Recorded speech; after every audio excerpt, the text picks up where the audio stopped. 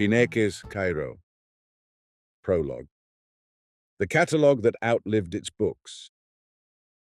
In the years when I still used the phrase early career as if it were a promise rather than a diagnosis, I lived among inventories, not metaphorically, literally. I had a cubicle in the Eisenhower Library at Johns Hopkins with an office chair whose left arm had been repaired with duct tape, and my funding, never generous, arrived in the manner of rain in a drought. Technically real, emotionally theoretical. I read Greek catalogues of Latin catalogues. I read Arabic catalogues of Greek commentaries on Latin translations of Arabic texts that had once been Greek. I taught undergraduates to pass aorist participles, and, in the evenings, moved my eyes along the brittle photographs of papyri until the letters began to behave like living insects. What I had, and what I was told I had, were not always the same thing. Administrators liked to tell me I had a niche. Colleagues called it range. In truth, I had a nervous system that would not let a script remain illegible once it had entered my field of view. I could read Greek hands that other people called hopeless, could hear the vowels in Coptic under the Arabic gloss, could tell, most of the time, when a scribe was tired or drunk or copying in a hurry because daylight was running out. It was not genius, it was compulsion. That compulsion had dragged me again and again back to the Library of Alexandria, not the one of tourist posters and dramatic fires, but the library as a bureaucracy, acquisition lists, loan records, shelf marks, the labor of order. In graduate school, I wrote a paper on Callimachus's Pinakes that my advisor called ambitious, in the same tone people use for a bridge built of glass. The Pinakes was not a book the way people meant the word now. It was a work of administration with the audacity of art, a classification system for the entire collection, arranged by genre, author, and an early sense of what we would call metadata, birthplace, teachers, sometimes a line of opening text to distinguish one title from another. It was said to run to something like 100 scrolls. It was also gone. We knew it existed because later writers assumed it. We knew it shaped the way the Hellenistic world imagined knowledge because imitations of its logic appear everywhere after it, the way a river can be inferred from the valley it carved. But the thing itself, those ordered lists that would have let you call up a vanished epic, a lost treatise on anatomy, a play no one ever copied again, was absent, destroyed, dispersed, eaten by time, or repurposed into the glue of later centuries. That is what everyone says when they want to stop thinking.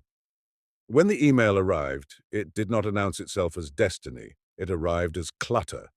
The subject line read RERE inventory question, Cairo.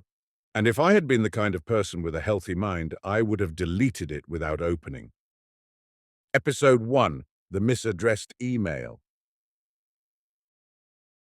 I was grading when I clicked. First years had translated a passage of Xenophon with the solemnity of people handling something dangerous. My coffee had gone cold. The email opened on a thread that was clearly not meant for me. A graduate student I had met once at a conference, Samira El-Khatib, a Coptic philologist with a laugh like a snapped string, was arguing with someone named Hossam about an old index, a merchant, and whether it was safer to bring it to the Dar al-Kutub or to keep it in the family house until someone in authority could be contacted. Then came the line that pulled my attention out of my own fatigue. He says it's a copy of the Pinakes, not a page, not a scrap, a copy. My fingers hovered above the keyboard as if I were about to touch a wound. I reread it, then reread it again. The name Pinakes has a way of sounding like a rumor, even when it sits in print. I wrote back to Samira with the most careful sentence I could manage. I think you may have meant to forward this to someone else, but if you didn't, please call me. She called within 5 minutes, breathless in the way only the overworked are breathless. Sorry, she said. I'm sorry. I forwarded it to the wrong Evan. I didn't even... Look, I didn't want to involve you. It's probably nothing. It's not nothing if you use that word, I said. Who is Hossam? A dealer, she said, and then, as if the word itself were a contaminant. Not the gallery kind, the family kind. He buys from estates. He sells to people who don't ask questions. He's careful, and he is not stupid. That's what worries me.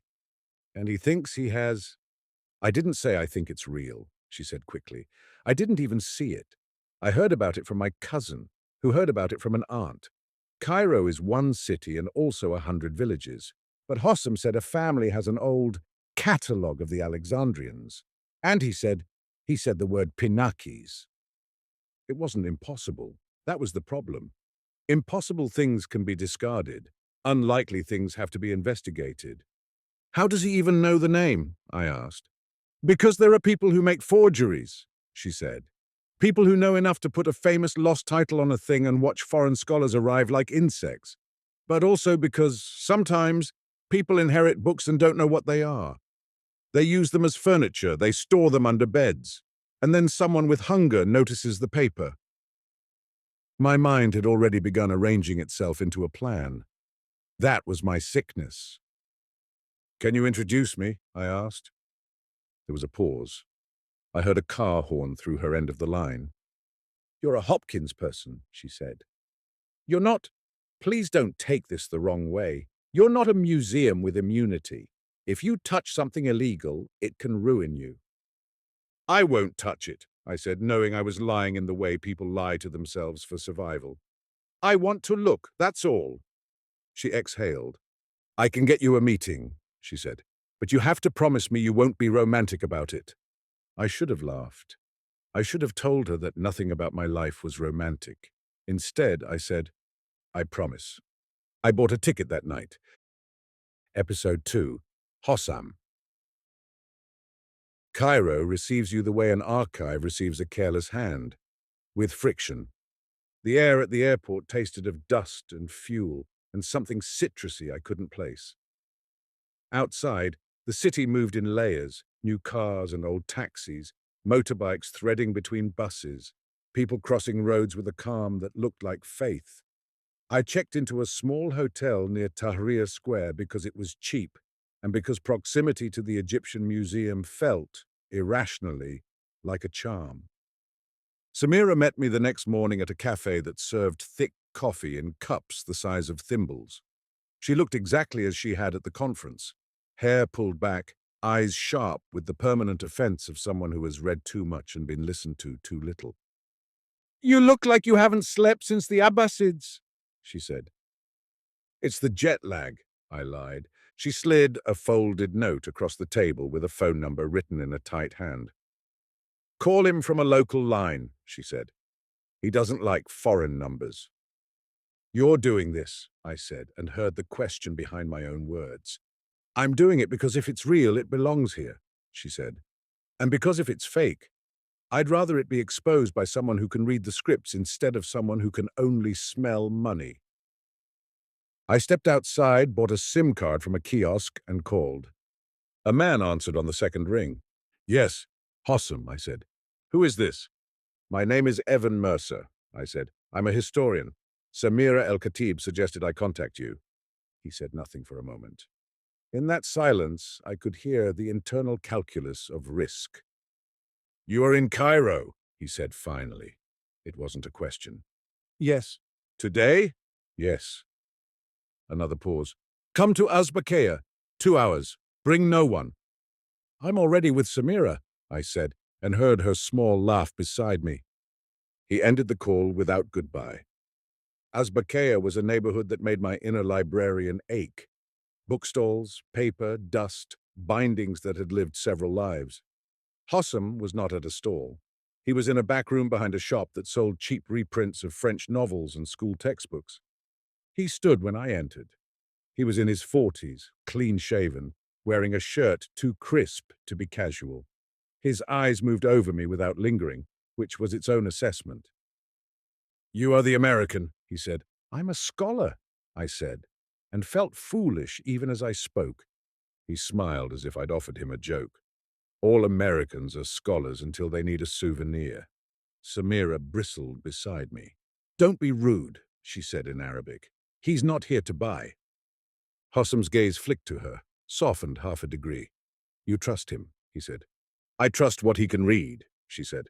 He gestured to a chair, then did not sit himself, as if keeping his body in readiness was a form of control. "There is a family," he said, "with an inheritance, a dead grandfather, a locked cabinet, the kind of story you have heard 100 times. "Yes," I said. "They have a book," he said. "They do not know what it is. They know only that it is old and that it is in a script they cannot read.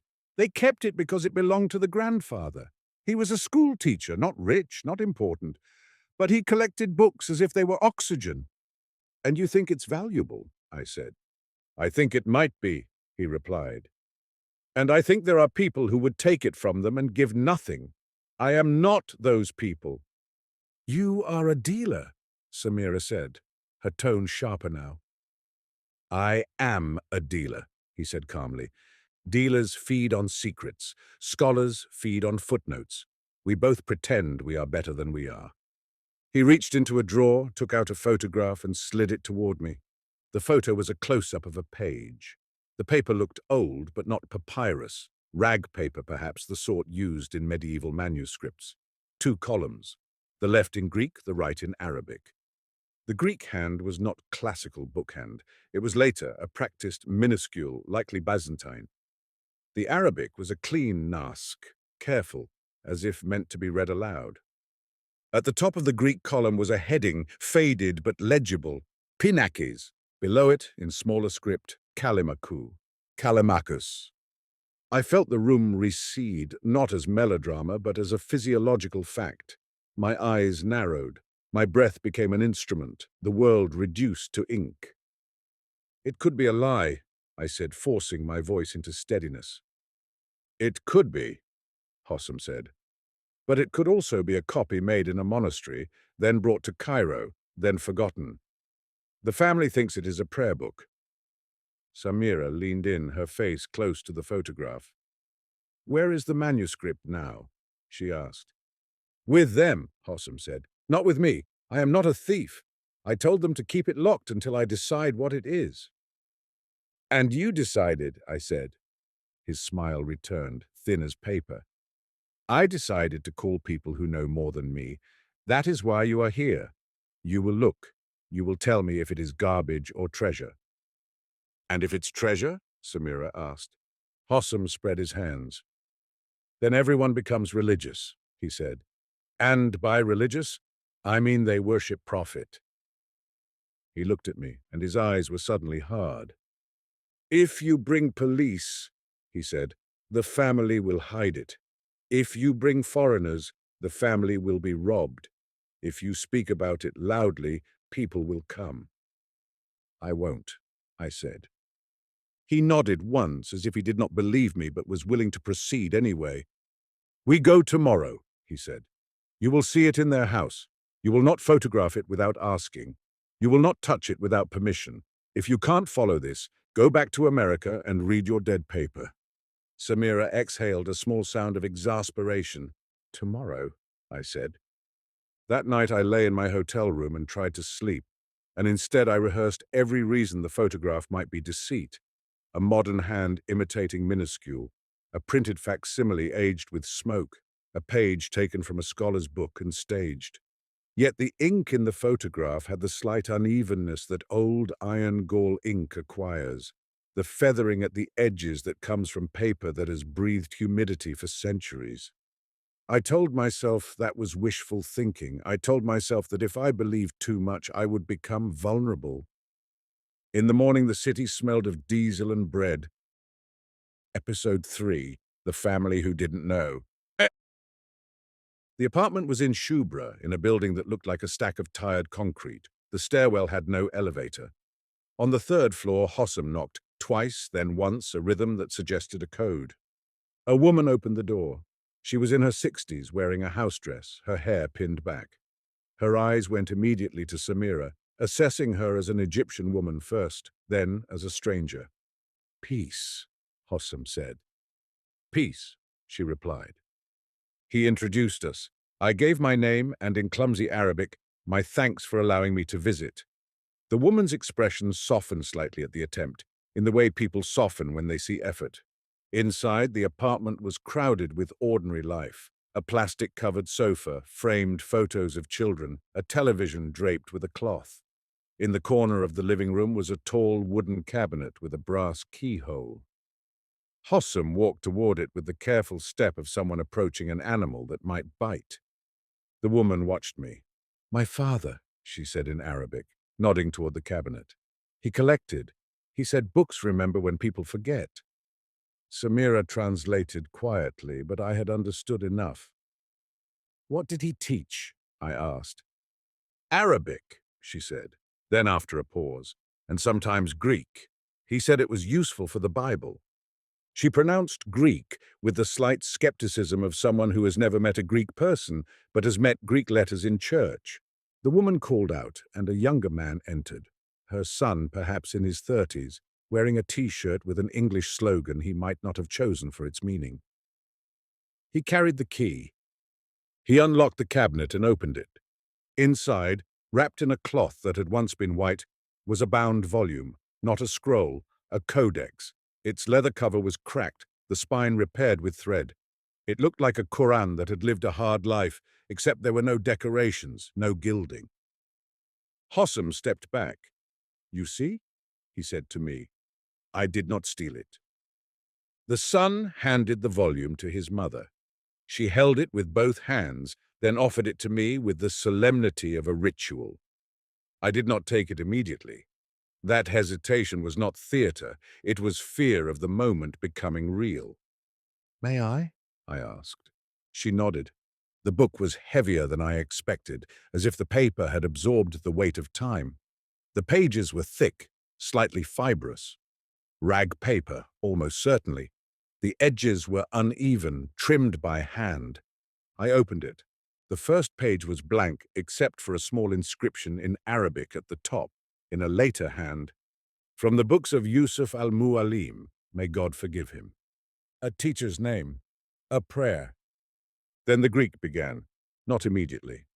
There was a table of contents in Arabic, then Greek, then Latin numerals. The structure was a palimpsest of cultures, layered like sediment. I turned to the photographed page. There it was, Pinakes. And below, Kalimaku. My vision sharpened, the way it does when an animal in the distance turns out to be a predator. "This is not modern," I murmured half to myself. Hossam watched my face as if reading it were his own kind of scholarship. The layout was consistent. Greek entries in the left column, Arabic glosses on the right. Sometimes the Arabic was a translation, sometimes it was an explanation. Some entries had marginal symbols, little marks like anchors, stars, or loops, signs used by scribes to cross-reference. The first section I landed in was labeled in Greek, Peri-Tragodius, concerning tragedy. Under it were author names, some known, some unfamiliar, each followed by a city and a number, presumably the number of scrolls in the author's corpus held by the library. Aeschylus Eleusinios, Biblia, Aeschylus of Eleusis, scrolls. But the number was not the one in modern editions. There were additional titles, plays that existed only as names in later references, and others I had never seen mentioned. My mouth went dry. I forced myself to breathe evenly, as if calm could be an ethical requirement. I looked up at the woman. "Your father," I said in Arabic. Did he ever speak of this book? Did he read it? She shook her head. He said it was older than his grandfather, she said. He said it came from a priest who owed him money. He never had time. Her son snorted softly at that. He had time to smoke, he said in Arabic, but not for us. Grief does that. It turns the dead into arguments. I turned another page, careful not to stress the binding. The Greek hand remained consistent, late, perhaps 10th or 11th century, but the headings looked older, copied from an earlier exemplar. The Arabic gloss was in a style that suggested trained scribal work, not the handwriting of a casual owner. This is a working manuscript, Samira whispered beside me, not just a trophy. What is it? The son asked, suddenly impatient. Is it worth anything? Hossam answered before I could. If it is real, he said in Arabic, it is worth more than we can speak of. And what does that mean for us? The son asked. It was a fair question. The romance of scholarship has always depended on other people's poverty. I closed the book gently. It means, I said, choosing each word, that it is important and that it is dangerous. Episode 4, Authentication is a Form of War. Over the next 3 days, we moved like conspirators, though I despise that word. Conspiracy implies glamour. What we did was a sequence of compromises. You cannot authenticate a manuscript of that magnitude by staring at it with reverence. You authenticate with boredom, the tedious checking of letter forms, ink composition, paper fiber, quire structure, sewing stations. You compare the Greek abbreviations to dated hands. You look for watermarks in the paper by holding it to light. You search for colophons, the scribe's signatures and dates, like a detective looks for fingerprints. There was a colophon near the end. The Greek read in a hand slightly different from the rest, as if the scribe had stood up straighter for the final lines. Copied from an older book in the monastery of the Syrians in Scetis in the year. The year was smudged, but the monastery of the Syrians in Wadi Natron, was real. It was one of the great reservoirs of manuscripts in Egypt, and its library had been raided and collected over centuries by everyone from pious pilgrims to European agents in starched collars. The Arabic beside it added, translated for the use of the students in Cairo. Cairo, not Alexandria. That mattered. It meant this codex was not a direct Alexandrian artifact. It was a descendant, a copy of a copy, filtered through monastic and scholastic needs.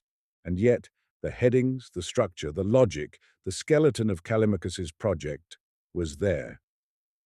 Samira arranged for us to meet an old friend of hers at the American University in Cairo, a codicologist who owed her a favor. We did not bring the manuscript. We brought photographs of small details. A letter alpha shaped in a particular way, a certain ligature, the ink's sheen. The codicologist, Dr. Nabil, peered at the images through a magnifying glass, then sat back. This Greek hand is medieval, he said. Byzantine, possibly copied here by a monk trained in that tradition. The Arabic is classical, not modern, and the paper looks like medieval rag, not machine. So it could be authentic as a medieval copy, I said. Yes, he said. Authentic as a copy of something, which something is the fight. Could someone forge this? Samira asked. Nabil's laugh was short. Someone could forge the Mona Lisa, he said. The question is, would they have the patience? He pointed to an image of a marginal symbol, a small anchor shape with a dot. This is a cross-reference system, he said, not decoration. It implies the scribe expected the reader to use it. Fakers make impressive things. They don't make usable things unless they understand them. Hossam wanted a simpler answer. Is it money? He asked. Nabil glanced at him. It's a lawsuit, he said, and maybe a prison sentence. But yes, it is money. It's also history. We left with no official letter. We could not risk producing one. A document like this did not exist privately in Egypt without legal consequences. And yet the family would not surrender it without compensation. and Hossam would not give up his role without profit, and I, if I was honest, did not want to step aside and become a footnote to someone else's discovery. That is how corruption begins, not with greed, but with the belief that your desire is noble. On the fourth day, someone tried to break into the apartment.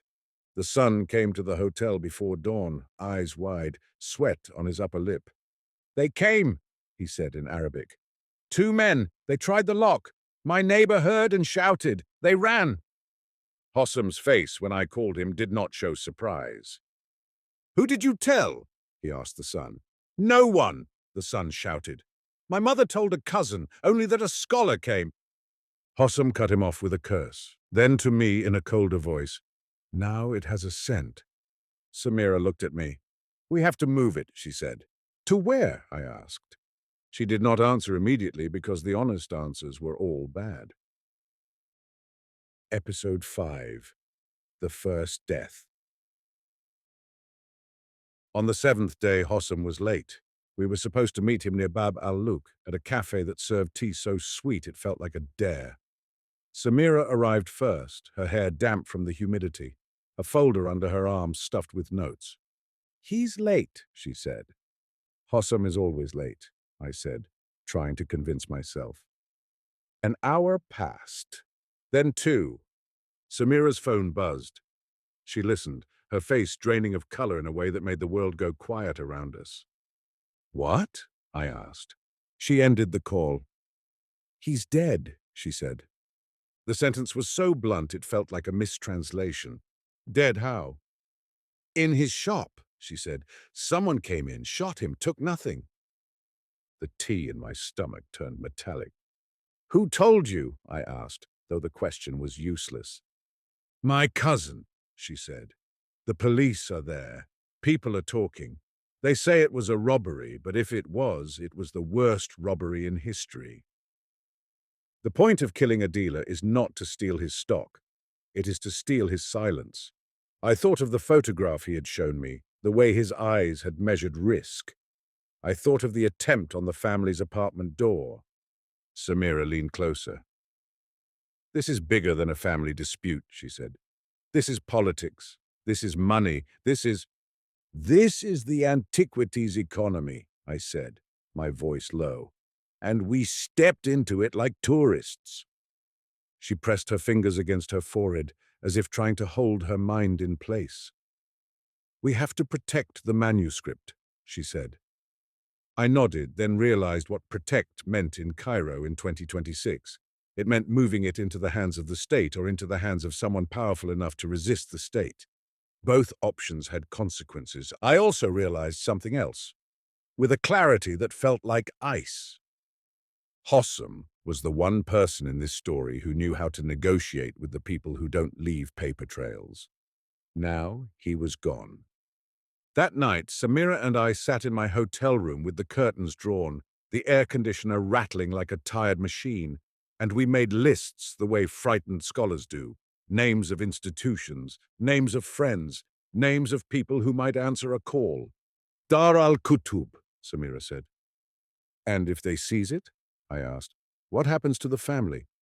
"They get nothing," she said bitterly, "and they become an example." "What about the antiquities police?" I asked. She gave me a look that could have cut glass. "You are in Egypt," she said. "Police are not abstract." We argued until our voices became hoarse, then fell silent because the truth was simple. The manuscript could not remain in that apartment. The next morning we went there. The mother greeted us at the door with swollen eyes. The son stood behind her, jaw clenched. "Hossam," she said, as if the name were a curse. Samira spoke gently, explaining that Hossam had been killed. The woman's hand flew to her mouth. "Why?" she whispered. Samira did not answer directly. Instead, she said, "Because of the book." The woman's eyes went to the cabinet. She crossed the room and opened it herself, as if reclaiming authority by doing the act. She took out the wrapped codex, held it close to her chest, and looked at me. "You said it was important," she said in Arabic. "Important like God, or important like money?" The question was not poetic. It was a demand for clarity. Important like history, I said, and money will follow history the way dogs follow meat. The son laughed once, harsh. So we die for history, he said. No, Samira said quickly. No, we find a safe place. And who decides what safe means? The son asked. I realized then that I had treated this manuscript as an object detached from the bodies around it. That illusion ended. We can move it tonight, Samira said, to a place with guards. Where? The son demanded. Samira hesitated. A church library, she said finally. A place that knows how to hide books. The mother nodded slowly. My father would have liked that, she said. And so, after sunset, we carried the wrapped codex down 3 flights of stairs across the street, into a car driven by a man Samira trusted, and into the current of Cairo traffic. It felt like kidnapping. It felt like salvation. It was both. Episode 6. The manuscript speaks. The church library was in old Cairo, behind walls that had learned to resist centuries. Inside, the air was cooler. The smell was of wax and wood and old paper. A priest with kind eyes met us at the door and led us to a small room lined with shelves. He did not ask for details. He did not ask for names. He only said in Arabic, "Books are also refugees." We placed the codex on a table under a lamp. Samira looked at me. Now, she said, you read. So I read. Not like a romantic scholar reading in candlelight, but like a technician performing triage, flipping carefully, noting sections, marking the structure in my notebook, whispering Greek under my breath. The manuscript was not a complete pinnaces in the sense that people imagine completeness. It was fragmentary in places, gaps where pages had been torn out or decayed, but it was extensive enough to make my hands shake when I tried to write. It was organized by categories much like what we believe Callimachus used: poets, dramatists, orators, historians, philosophers, doctors, mathematicians, natural philosophers. Each author entry included short biographical notes and lists of titles with the number of scrolls. But what startled me were the cross-references, little symbols that linked an author in one category to a work in another. A physician linked to a philosophical treatise, a poet linked to a work on the nature of animals, a mathematician linked to a text on the harmony of the spheres. This was not merely a list, it was a map of how knowledge was used. And then in the section labeled Periphuseos, concerning nature, I found a heading that made my eyes sting. Perimetables ton idon, on the change of form/species. The author's name was unfamiliar, Demetrios of Kos, Demetrios of Kos. The Arabic gloss rendered it as, on the transformation of kinds among animals and plants. Under the title were sub-entries, scroll 1, scroll 2, scroll 3, each with a short description. I forced myself to slow down, to avoid hallucinating meaning into ink. The Greek descriptions were not full sentences, they were catalogue phrases. Yet they were specific enough to set my mind on fire, on variation among offspring, on the advantage of certain traits in certain climates, on the disappearance of weaker kinds in harsh years, on selection by breeders and selection by nature.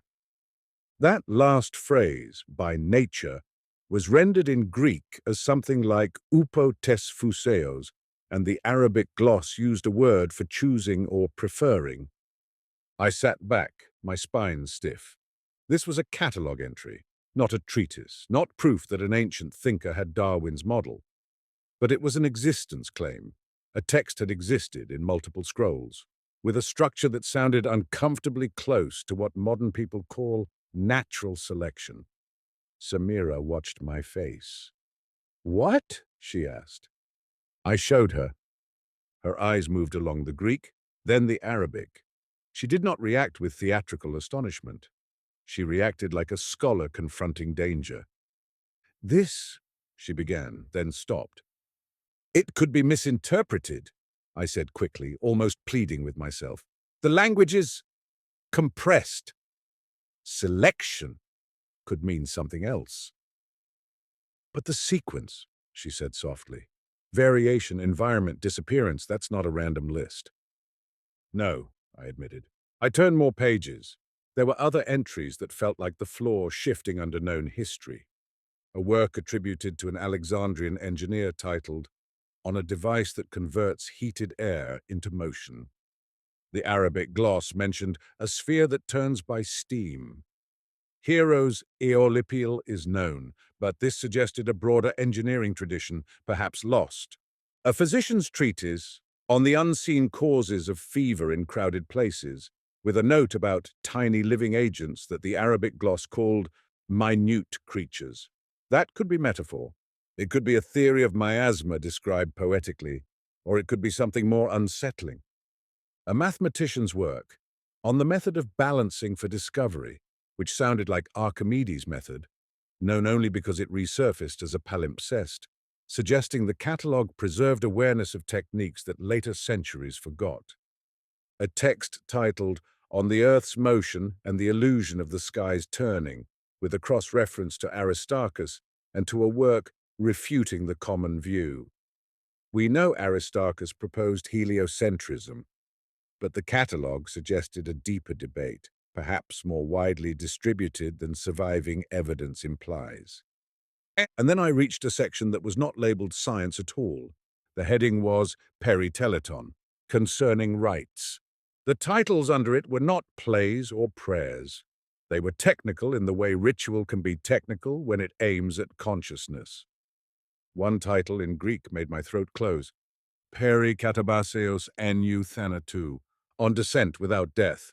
The Arabic gloss read, on entering the experience of death while remaining alive. Under it, the catalogue's short notes mentioned a potion, a guide, the necessity of supervision, and the danger of the heart. It named plants in metaphorical terms, milk of the sea flower, black resin, honey of the poppy, the kind of language that makes modern people reckless. I put my hand flat on the table. "We do not chase that," I said, more to myself than to Samira. "We do not try to replicate anything." Samira's expression was grim. "You don't have to," she said. "Others will. They'll read the title and think it's a key to immortality." The priest returned quietly with tea and set it down without comment. Perhaps he had overheard. Perhaps he had learned long ago that knowledge can become a weapon even when it looks like ink. It was near midnight when I noticed something that reoriented the entire manuscript. A symbol appeared beside certain entries, a small slanted cross like a mark of cancellation. Next to one such marked title was a brief Greek note, "Apherimena kata prostagma," removed by order, not burned by accident, not lost by neglect, removed deliberately. My pen paused above my notebook, and I felt the story of Alexandria, the comfortable myth of inevitable decay, begin to crack. "Samira," I said, my voice low. "Look." She read. Her face tightened.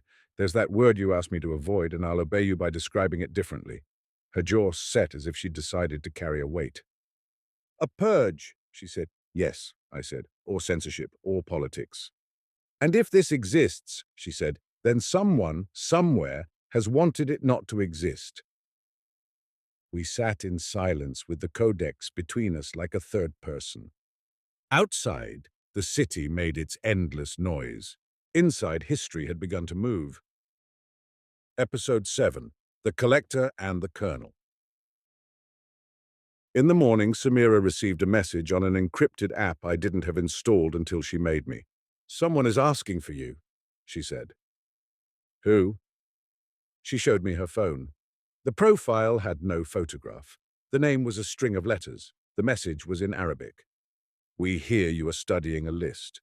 We would like to assist you." "Assist," I said. "That's a word with too many meanings." Samira nodded. "This is a collector," she said. "Or someone who works for one." "How do they know?" She didn't answer. The fact of their knowledge was enough. By noon, a man approached us outside the church compound, near a small kiosk selling candles and cheap icons. He looked like an accountant. Neat hair, plain clothes, a face designed to be forgotten. "Dr. Mercer," he said in English with a mild accent, "my employer is very interested in your work." I'm not for sale, I said, because sometimes you have to pretend you are braver than you feel. He smiled politely. No one is for sale, he said. They're only for lease. Samira stepped forward, her Arabic sharp. Leave! The man held up his hands in a gesture of peace. I offer protection, he said. You are in danger. The dealer is dead. The book will not remain hidden. Better it goes to a private place with resources than to officials who will bury it. I looked at him. Your employer wants to buy it, I said. Yes, he said simply. Your employer wants to publish. Mine wants to preserve. Preserve in a vault, Samira said. In a climate-controlled vault, he corrected. Get out, she said. He hesitated, then leaned closer to me. His voice dropped. You should understand something, he said. If this is truly what you think it is, there are governments who will claim it. There are men who will kill for it. There are scholars who will ruin you for it, because if you publish, you make them smaller. He straightened, nodded once, and walked away without hurry. That afternoon, another visitor arrived, and this one did not pretend to be polite. A uniformed man, plainclothes with the posture of uniform, came into the church library with the priest's reluctant permission. He was accompanied by two younger men who lingered at the doorway as if the room were theirs. He introduced himself as Colonel Nabil Mansour from a unit whose name he spoke quickly, like a warning rather than an invitation. I hear there is a manuscript, he said in Arabic. Samira's face went still. There are many manuscripts, she said. This is a church. He smiled without warmth. There is a particular manuscript, he said, one connected to a dead antiquities dealer. I glanced at the priest. The priest's eyes were downcast. You cannot seize property from a church without paperwork, Samira said. The colonel shrugged. Paperwork is a way of pretending, he said. Do you want to pretend with me? I felt my palms dampen. The room smelled of tea and old paper and the faint sweetness of incense. What do you want? I asked in English to buy myself time. He looked at me with mild curiosity, as if considering an insect under glass. I want to make sure you do not do something foolish, he said, in English now. Foreign scholars sometimes believe their passports are shields. They are not. Samira stepped between us. We are cooperating, she lied. Good, he said. Then you will show me what you have. No, she said. His smile remained. I am trying to keep you alive, he said. You are in a market, and you are not the buyer. You are the item. He turned to the priest and said something quietly in Arabic. The priest's shoulders sagged. We have to show him something, Samira whispered to me in English, or he will take everything. I understood her logic. Give a piece to prevent the whole from being seized. We brought the colonel into the reading room, showed him photographs only, headings, the Callimachus name, a few innocuous entries. He studied them carefully. This, he said finally, tapping the photograph of Pinakes, is a dangerous word. It is a word, I said. It is a myth, he corrected, and myths move money. He looked at me again. You will not leave Egypt with this, he said. Do you understand? I never intended to, I said, and meant it in that moment. Good, he said, because if it leaves, it will not return. He stood to go, then paused at the door. One more thing, he said. If anyone offers to buy, tell me. Not because I want money. His eyes flicked to Samira.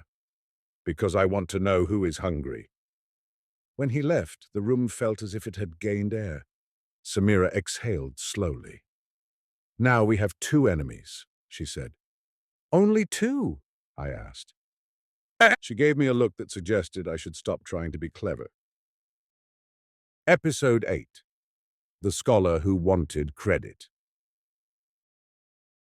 The betrayal that hurt most did not come from the collector's messenger or the colonel. It came from Baltimore. On the 10th day, my phone buzzed with an email from my advisor at Hopkins, Professor Green. A man who had built a career on other people's fragments and wore humility the way some men wear cologne. The subject line, "Call me, now." My stomach shifted. I called. Green answered on the first ring, his voice brisk. "Evan," he said, "where are you?" "In Cairo," I said. "Fieldwork." "Don't play games," he snapped. "I heard you're chasing a Pinaki's manuscript." My grip on the phone hardened. "From whom?" I asked. "I have contacts," he said. "That doesn't matter. What matters is this. You are not equipped to handle this. You will mishandle it, and you will ruin yourself and the department with you." "I'm not smuggling anything," I said. "I'm studying." "You are an adjunct with a grant," he interrupted. "You have no institutional shield. If you get arrested, no one will come for you. Do you understand?" His tone shifted then into something that pretended concern. "Let me manage it," he said. "I can bring in the right people. We can negotiate with Egyptian authorities. We can secure proper publication. You will be included." Included? The word was a knife wrapped in velvet. "You want credit," I said quietly. "I want control," he said, and then, catching himself, added, "I want safety." "You heard about it," I said, "and your first instinct was not protect the family or respect Egyptian law. It was, call me now." He sighed as if I were a child. "This is how the world works," he said. "Do not be naive. If this is real, it belongs to the world." "It belongs to Egypt," I said. A pause. "Be careful," he said finally, his voice flat now. "You're making enemies you don't understand." When the call ended, I stood in the narrow hotel room and stared at the wall. It is one thing to fear criminals. You expect it. It is another thing to realize your own academic ecosystem has teeth. Samira listened as I told her. When I finished, she said only, "Now you understand why I told you not to be romantic." "What do we do?" I asked. She looked at me, eyes tired. "We make copies," she said. "You mean photographs?" I said. She shook her head. "Not just photos, full scans, multiple copies. If they take the manuscript, the knowledge survives." "That's illegal," I said automatically. "It is also survival," she replied. In that moment, the moral purity I had tried to maintain felt like a luxury item. We borrowed a portable scanner from a friend of Samira's, a small device meant for documents, not priceless medieval codices. We improvised with a camera mount, diffused lighting, and the priest's steady hands. We worked for 2 nights, scanning page after page, our eyes burning, our backs aching, our whispers constant. As we scanned, I catalogued the catalogue. I made a list of the entries that felt explosive, not because they proved modern science existed in antiquity, but because they suggested lines of inquiry that had been severed. Here are some of the titles that still haunt me as I wrote them down in my notebook. On the change of forms/species, Demetrios of Kos, with subtopics resembling heredity, environment, and differential survival.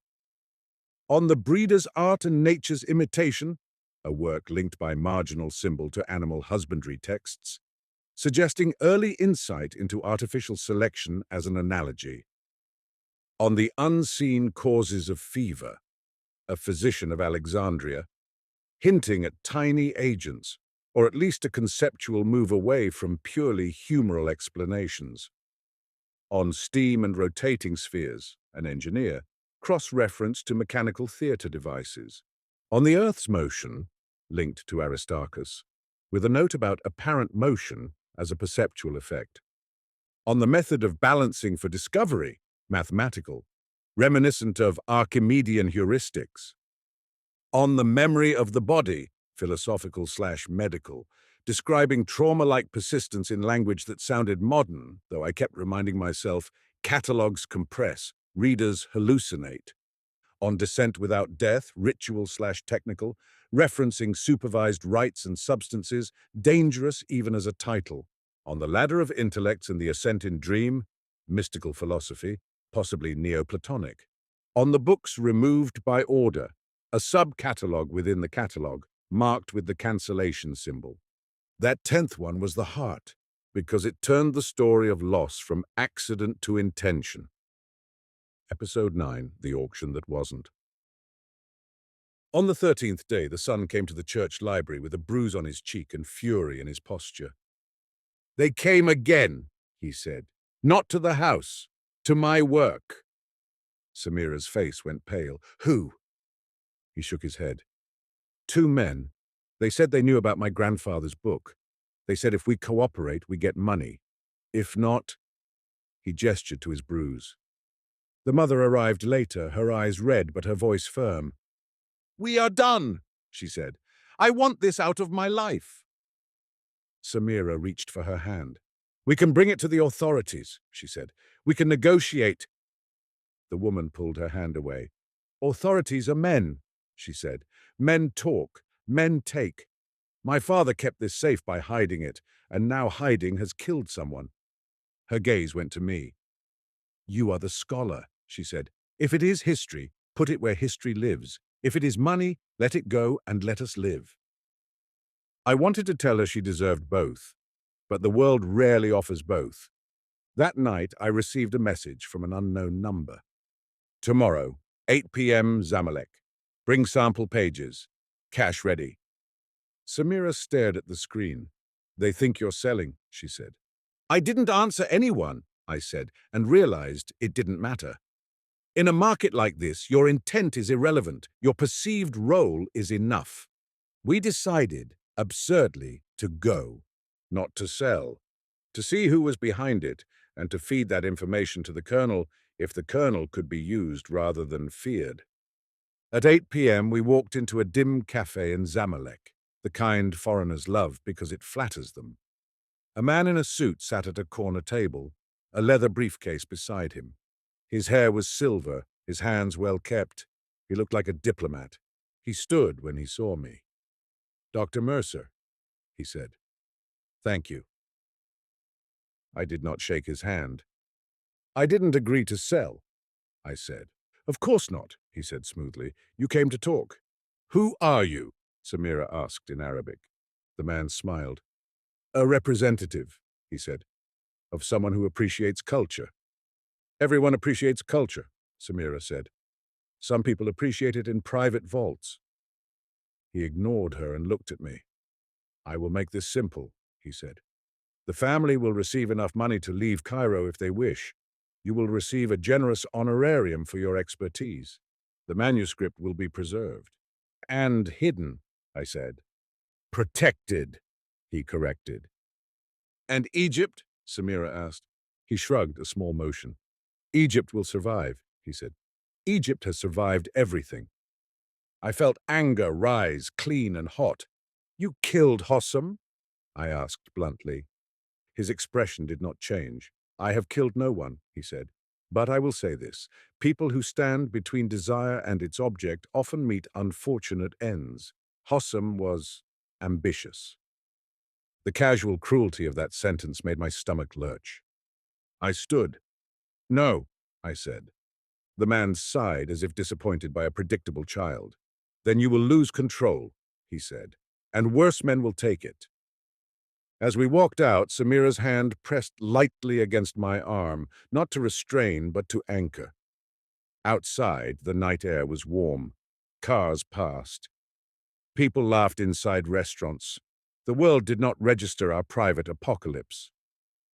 "I want to tell the colonel," I said. Samira nodded once.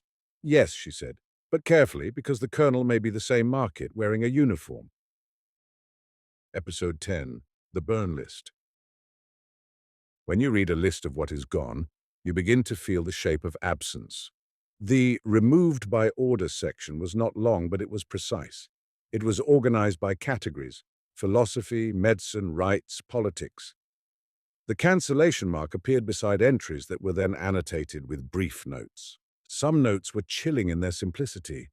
Confiscated, copied and sealed, destroyed, sent to the Royal Archive, given to the priests. Forbidden. I had been trained to treat such words as neutral descriptors.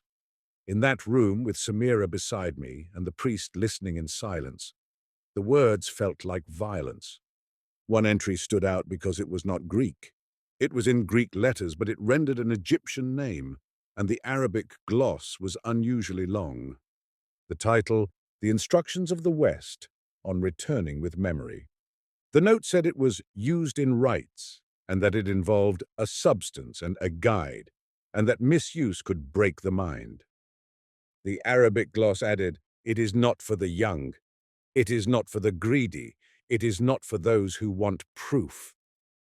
I stared at that sentence for a long time. Samira leaned close. "That sounds like a warning written by someone who saw harm," she said. "Yes," I said. "And yet the title exists," she said, "which is enough for a collector to fund murder." We found another entry, marked removed, that made me feel the strange vertigo of confronting an alternate intellectual history. It was a multi-scroll work, the title translated roughly as On the Struggle of Living Things and the Preservation of Better Fitted Forms. The Greek was not modern. It used older phrasing. The Arabic gloss used terms that suggested fitness as suitability, not moral worth. The author's name was not Greek at all. It was rendered as Abu Uthman of Basra. Samira's eyes widened. "That's not Alexandrian," she whispered. "No," I said. "That's Abbasid." In that instant, the entire manuscript shifted in my mind. This codex was not simply a medieval copy of Callimachus's Hellenistic Index. It was a living descendant, Callimachus's classification system carried forward, adopted, expanded, and appended by later scholars in Egypt who used the Alexandrian framework as an organizing spine, which meant the Pinakes here was a hybrid, a Callimachian core with centuries of supplements. It also meant the most explosive pre-Darwin material might not have been Greek at all. It could have been Islamic-era natural history, ideas that historically did exist in various forms, though often misunderstood or simplified in modern retellings, now represented here as a lost work, perhaps a variant, perhaps an unknown treatise, perhaps a text later destroyed. My pulse slowed, not from relief but from dread, because this made the manuscript even more valuable, not one lost world, but several. I turned to the front matter again and noticed what I had missed. A heading in Arabic. Additions made by the keepers of the lists in Misr, Cairo. They had been adding for centuries. The Pinakes had become not a fossil, but an organism, and now it was bleeding. Episode 11, The Second Death. The second death was quieter than the first.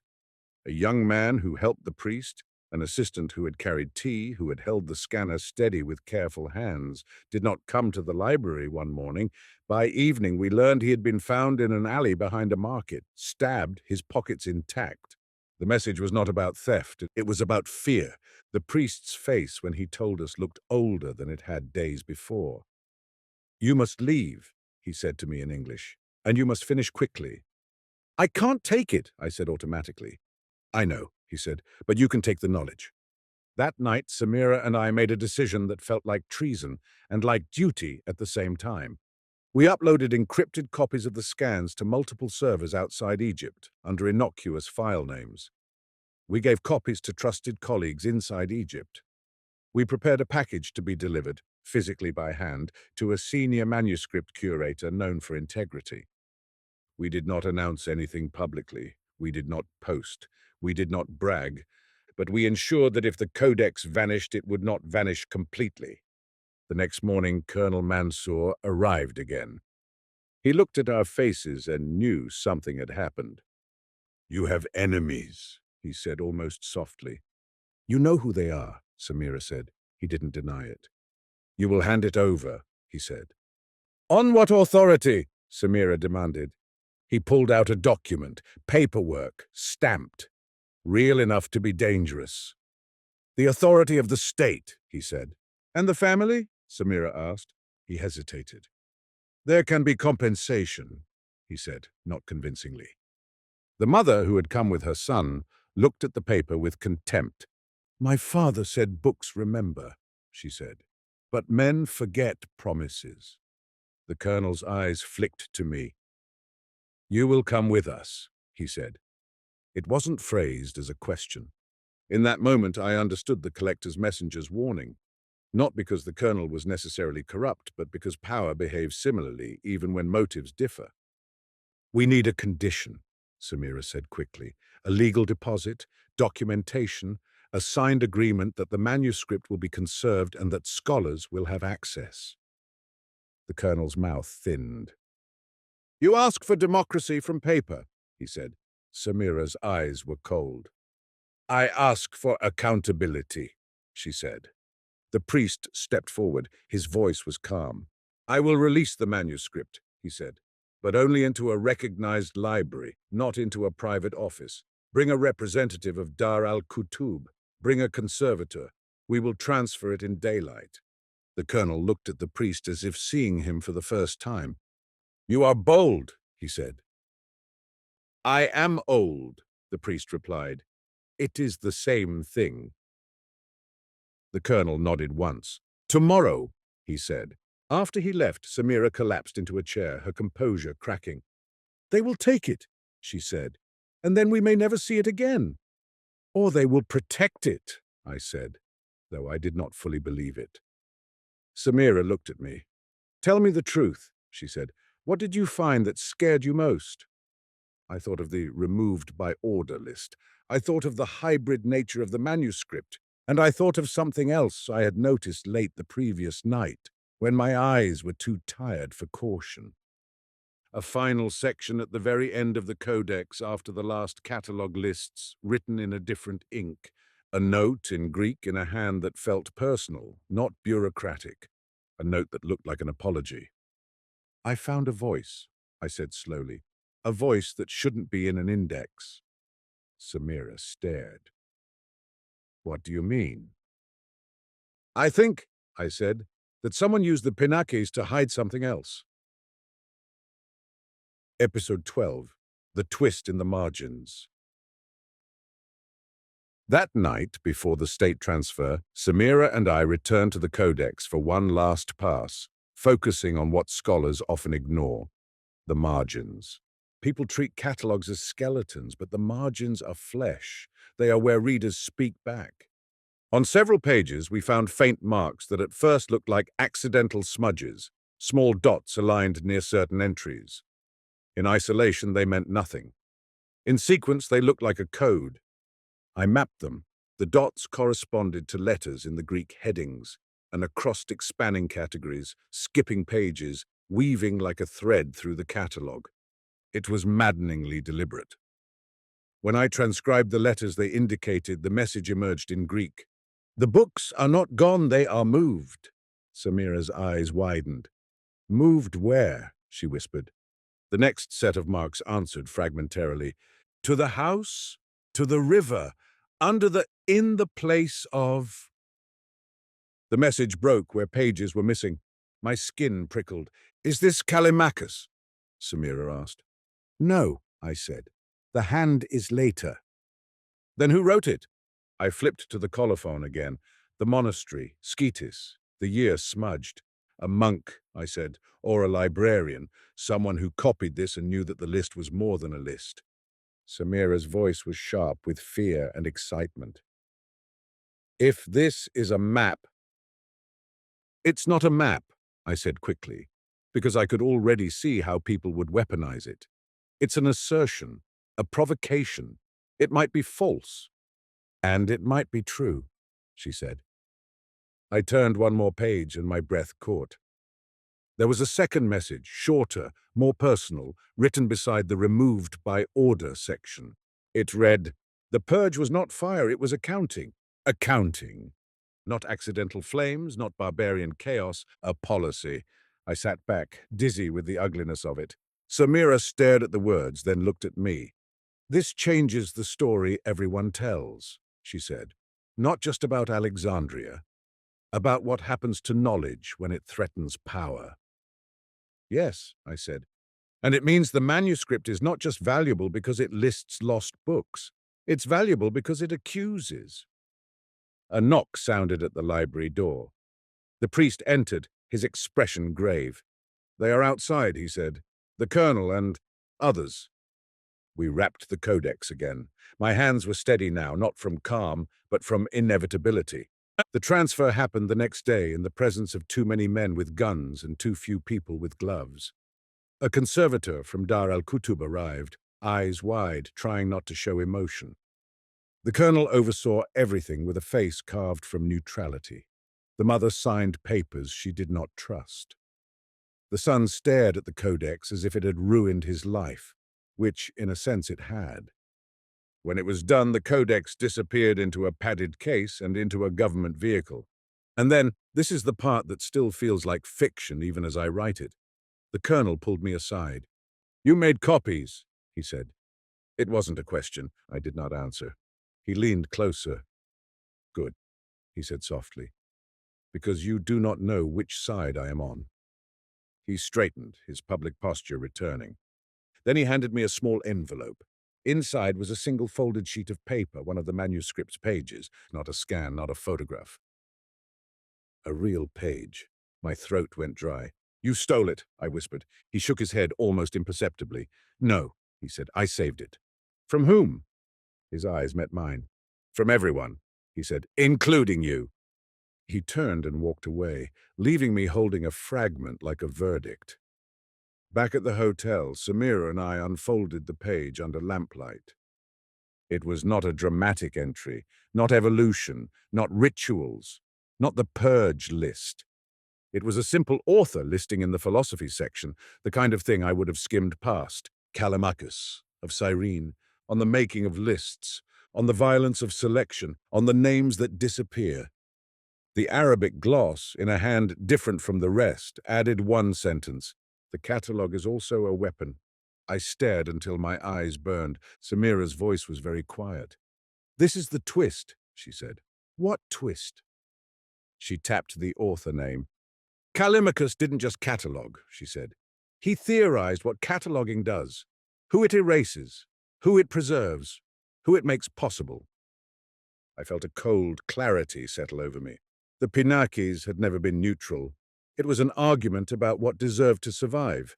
And the Cairo Codex, this hybrid descendant with Abbasid supplements and monastic warnings, was evidence that the argument continued, century after century, with people adding, removing, hiding, accusing. The colonel's page was a message too, a reminder that no matter how scholarly my motives, I had become part of that chain of selection. I thought of Professor Green, eager to manage. I thought of collectors offering vaults. I thought of officials offering stamps. I thought of bodies in alleys. And then I understood something else, a final twist that felt like a hand closing around my throat. The manuscript was not only a record of what Alexandria had, it was a record of what Alexandria chose not to keep. And that meant the most advanced ideas, the ones that sounded like modern evolution, like microbial agents, like engineered consciousness, might not have been lost by accident at all. They might have been deleted deliberately because they were inconvenient to someone's theology, someone's politics, someone's economy. Or worse, because someone wanted to own them. Samira looked at me. "What will you do?" she asked. I sat at the small hotel desk, the stolen page trembling slightly in my hands, and I made the only choice that didn't feel like surrender. I began to write the catalogue of the catalogue, not for a journal, not for tenure, not for fame, as a refusal to let selection happen in darkness. Because I finally understood Callimachus's true legacy. A library can burn, a catalogue can be erased, but if the logic survives, if the map survives, knowledge can be rebuilt, and if the map accuses, it can also indict.